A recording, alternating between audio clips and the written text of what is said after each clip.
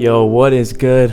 It is your boy AK Stunts. It's my first tutorial video, actually another post-shower video, as you can see, but today we're going to be talking about how to make space in your beats for artists, which I feel like is such a big reason really good beats go unused, just because they're too complicated in one way or another. So yeah, I feel like making space in a beat is really just making sure that your beat isn't too full or complicated. I know that sounds like self-explanatory, it kind of is, but we're going to go over different areas within the beat that can be improved for more space for an artist. So the first one is space in rhythm. So it means simply that there's not too much going on in the beat rhythmically. So you might want to do a two-step hi-hat pattern if your melody is kind of complicated, maybe some simple 808s too if your melody is complicated, or has kind of like weird timing to it, because I feel like that two-step hi-hat and the simple 808s kind of like locks that in.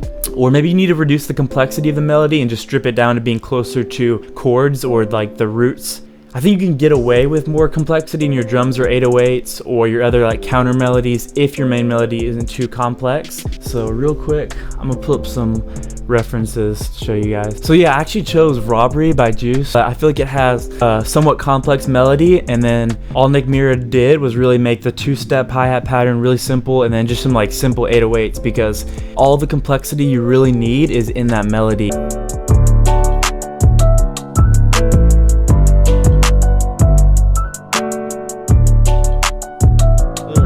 And then I picked this Future and Lil Uzi Vert song because I feel like this is a more simple melody, so you can hear kind of the hi-hats and 808s just spazzing out.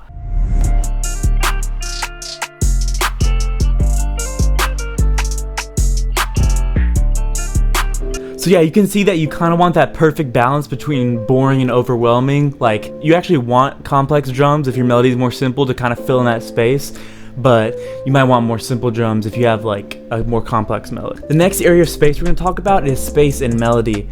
So like, you don't want to be playing every single note that the artist wants to hit. They need their own space to come up with their own melodies. There's just only so many melodies you can fit in a song, so you don't want to be hitting all those for them. And so I just wanted to pull up Bandit for you guys, because I feel like this is a good example of a song that just has that one little embellishment that really makes a song.